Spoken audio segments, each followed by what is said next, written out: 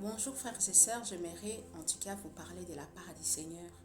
Aujourd'hui, Dieu me met à cœur de vous parler de ce qui se passe maintenant dans notre monde. Je veux vous dire une chose que nous sommes beaucoup plus près de la fin des temps que vous le pensez. Et ce qui se passe maintenant nous le démontre, en tout cas partout dans le monde, des choses horribles qui se passent nous démontrent vraiment que nous sommes arrivés au temps de la fin.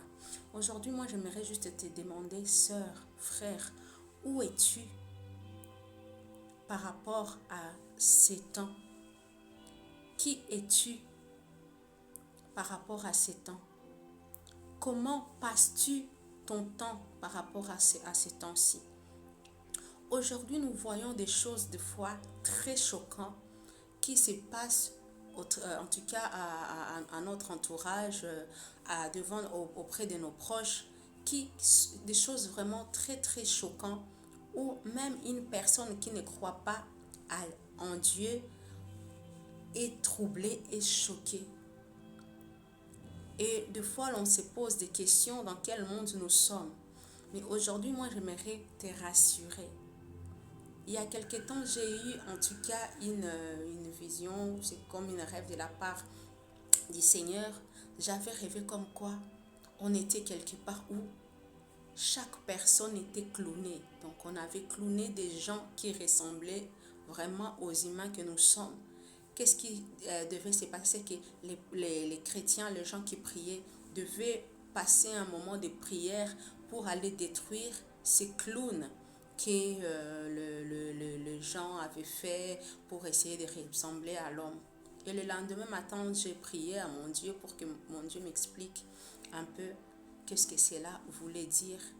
Et j'ai eu en tout cas, j'ai eu de la part du Seigneur une révélation par rapport aux choses qui se passent maintenant, qui nous choquent, des choses qu'on voit auprès des gens, certaines personnes même que nous connaissons, qui font des choses horribles. Dieu m'a juste parlé pour me dire que Dieu a créé l'homme bon, frère. Dieu a créé l'homme avec conscience. Dieu a créé l'homme avec intelligence. Et les choses de foi que nous sommes en train de voir maintenant s'accomplir sur la terre, où tu vois un humain en train de faire quelque chose, tu te poses la question, est-ce que cette personne a de l'intelligence? Est-ce que cette personne est consciente vraiment de ce qui se fait, de ce qu'il est en train de faire? Ça nous pose tellement de questions, de comprendre vraiment pour comprendre qu'est-ce qui se passe.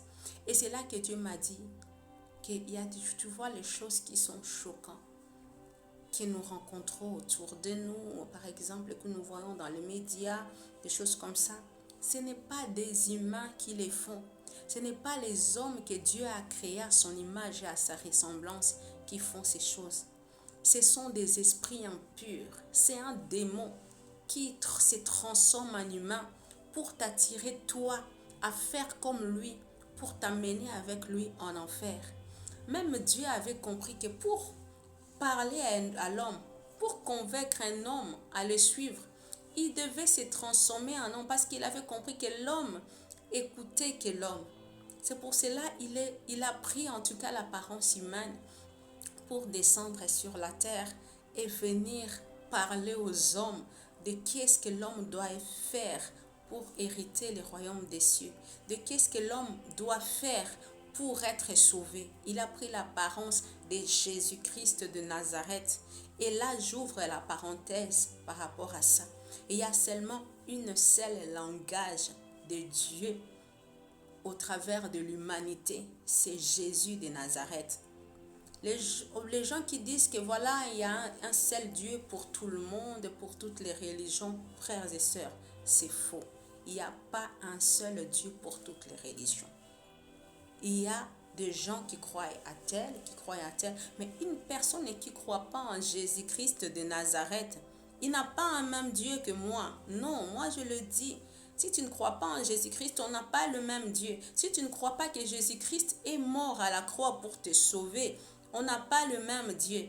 Si tu ne crois pas il y a un seul nom qui a été élevé au-dessus de tous les noms, le nom qui fait fléchir l'humanité, qui est le nom de Jésus. Si tu ne crois pas en ce nom, on n'a pas le même Dieu. Aujourd'hui, toi qui crois en Jésus-Christ de Nazareth, tu ne dois plus te taire. Il faut manifester, montrer aux hommes. Quand une personne qui ne croit pas en Jésus te dit que voilà, nous avons un même Dieu, il faut lui dire non, moi je n'ai pas le même Dieu que toi.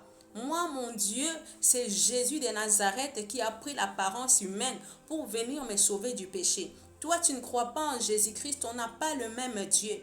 Frères et sœurs, le nom de Jésus est élevé au-dessus de tous les noms. Et il y a un seul Dieu sur la terre qui a pris l'apparence humaine pour venir sauver l'humanité. C'est Jésus de Nazareth. Et c'est en son nom seulement qu'il y a le salut. Il y a qu'en son nom qu'il y a le salut. Il y a une seule clé qui te fait entrer au ciel. C'est Jésus. Quand tu te mettras devant la porte du royaume et des cieux pour entrer, si tu n'as pas la clé qui est Jésus-Christ de Nazareth, tu vas attendre longtemps devant la porte et tu ne pourras pas entrer. Et ce n'est pas comme sur la terre où une autre personne a la clé, il peut t'ouvrir, tu peux entrer. Non, là c'est chacun doit entrer de sa manière, de sa façon.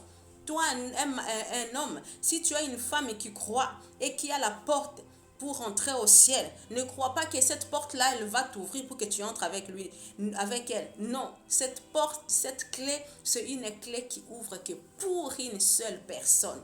Et c'est comme ça. Donc, Jésus-Christ est la clé qui nous fait entrer au ciel. Quelqu'un qui ne croit pas en Jésus-Christ de Nazareth, quel que soit le bien que tu peux faire sur la terre, tu ne seras pas sauvé, frère. Sœur, je te dis la vérité, tu peux être quelqu'un qui donne aux pauvres, un homme gentil, sérieux, serviable. Tu peux être vraiment quelqu'un que tout le monde admire par rapport à ton comportement.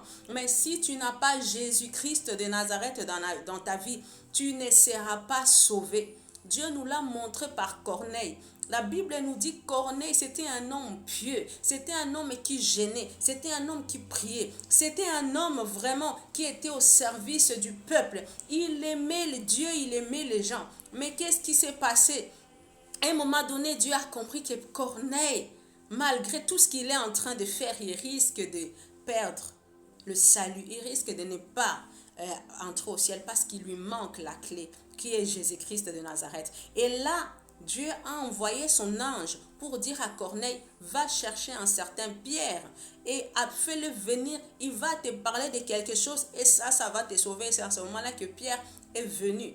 Il est venu parler à Corneille et Corneille a été sauvé. Donc si les bonnes choses que nous faisons pouvaient faire entrer au ciel, pouvaient sauver une personne, Dieu n'allait pas prendre cette idée de dire à Corneille d'aller faire venir Pierre pour lui amener la parole de Dieu.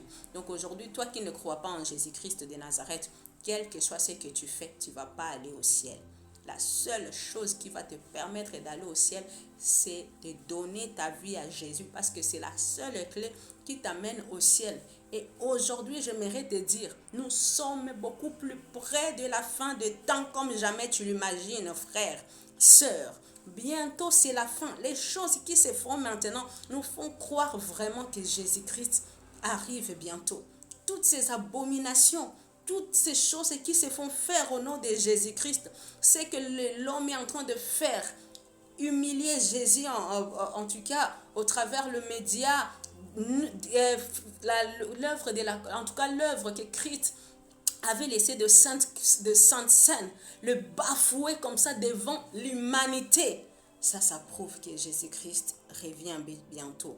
Et pour toi, c'est une occasion pour toi vraiment qui ne connaît pas encore Dieu, de donner ta vie à Jésus-Christ pour que tu sois sauvé. Donc, j'aimerais revenir par rapport à ce que j'étais en train de dire.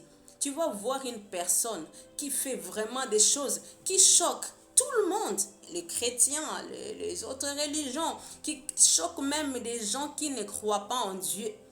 Tellement que ce sont des abominations, des choses horribles. Ça choque tout le monde. Ne pense pas que c'est un humain. Franchement, un humain, Dieu l'a créé avec une conscience. Dieu a créé un homme avec intelligence. Il y a des choses qui se passent maintenant que nous voyons les gens en train de faire.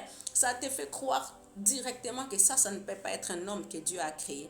Et effectivement, ce n'est pas des humains. Ce n'est pas un homme qui a été créé à l'image de Dieu, à la ressemblance de Dieu. Ce sont des démons qui prennent les formes humaines. Ils savent aussi, ils ont compris une chose, que l'homme écoute beaucoup plus l'homme. L'homme, il suit beaucoup plus ce que l'autre homme fait. Alors qu'est-ce qu'ils font? Ils se transforment en humain et ils viennent faire n'importe quoi sur la terre. Parce qu'ils savent que quand toi tu vas voir ces choses, tu vas dire, ah ben si un homme le fait et il est encore en vie et que Dieu le laisse encore vivre, ça veut dire que c'est normal pour que toi aussi tu puisses suivre ces choses. Aujourd'hui, j'aimerais te dire, il ne faut pas suivre. Il ne faut pas suivre tout tout le vent que tu es en train de voir en train de souffler. Parce que à un moment donné, tu vas comprendre que tu as suivi juste un chemin qui n'était pas un chemin d'humain.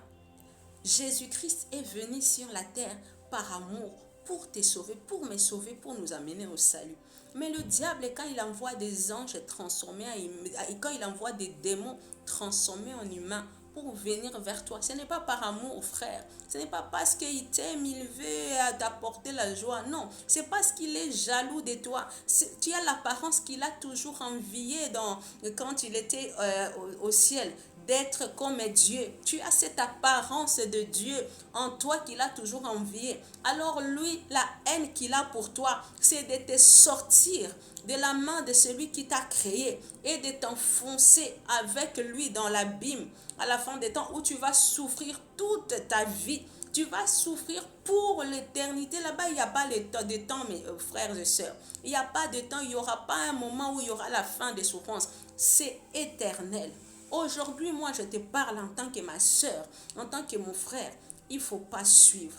Il ne faut pas suivre les choses choquantes. Il ne faut pas essayer de faire des choses choquantes que les gens sont en train de faire en te disant que, voilà, de toutes les façons, pendant qu'il y a le mal sur la terre, Dieu n'intervient pas. Les gens, ils font ceci, ils font cela. Ben, si ils sont encore là et qu'il n'y a rien qui s'est passé, ça veut dire que c'est normal. Moi aussi, je vais faire la même chose. Toi, il ne faut pas suivre ça. Comme je t'ai dit, tous ces gens qui sont en train de faire des choses choquantes, qui nous dépassent l'entendement quand tu le vois, ce n'est pas des hommes que Dieu a créés en son image et à sa ressemblance. C'est juste les diables à envoyer ces démons qui ont pris les formes humaines. Pourquoi? Pour te séduire toi, pour que tu puisses faire comme eux ils sont en train de faire. Pour juste que tu puisses perdre ton âme, qu'un jour tu te retrouves en enfer et que tu regrettes toute ta vie. La fin du temps est proche, frères et sœurs. Regarde autour de toi, tu comprendras que il ne reste même pas quelques années, même pas quelques minutes, je peux dire, parce qu'on ne sait jamais, avec tout ce qui se passe sur la terre maintenant, on ne sait jamais. Je viens pour te parler aujourd'hui, toi qui es appelé à être sauvé un jour. Il est temps pour toi maintenant de donner ta vie à Jésus pour que tu sois sauvé.